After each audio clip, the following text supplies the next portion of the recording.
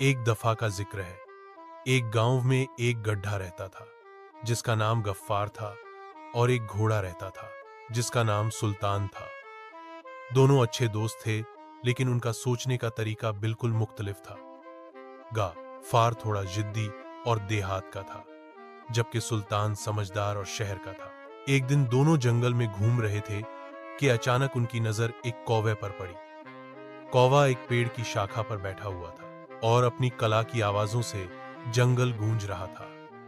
गफ्फार ने उस कौवे की तरफ देखकर कहा, अरे सुल्तान भाई, यह कौवा कितना प्यारा सफेद रंग का है, बिल्कुल चांद की तरह चमक रहा है। सुल्तान उसने हैरानी से देखा और कहा, गफ्फार, क्या कह रहे हो?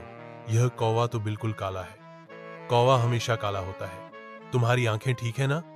गफ्फार हौंस के बोला, अरे भाई, तुम्हें क्या पता?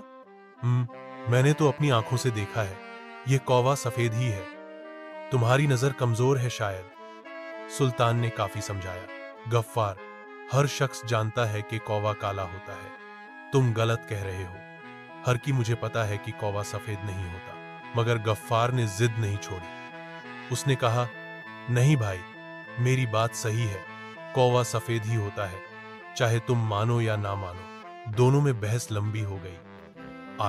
गफ्फार हर हाल में अपनी बात पर अड्डा था और सुल्तान सच्चाई पर कायम था।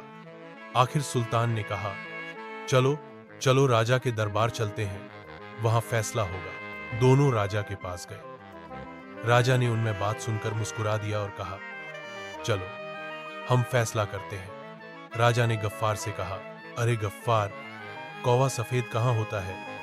यह तो सबको पता है कि कौवा काला होता है। मगर गफ्फार अपनी बात से पीछे ना हटा। उसने कहा, जनाब, आपका हुक्म सर आंखों पर, लेकिन मैं तो यह मानता हूं कि कौवा सफेद ही होता है। राजा ने हंसकर कहा, गफ्फार, तुम्हारे जैसे लोगों से बहस करना बेकार है। तुम अपनी जिद पर कायम रहो, लेकिन सच्चाई यह है कि कौवा काला होता है। मगर जब कोई अपनी जिद पर अड़ जाए तो समझदारी यह है कि उससे बहस न की जाए। सुल्तान हौंस दिया और कहा, बिल्कुल सही कहा आपने जनाब, बहस कभी कभी फायदा नहीं देती। इस पर गफ्फार ने मुस्कुराकर कहा, चलो आप लोग जैसे चाहे समझो, लेकिन मेरी नजर में तो कौवा सफेद ही है। राजा ने सुल्तान से कहा, समझदार वह होता है जो बेकार की बहस में वक्त जाया ना करे। जब समझ आए कि सामने वाला सिर्फ जिद कर रहा है तो उसे मुस्कुराकर आगे बढ़ जाना चाहिए।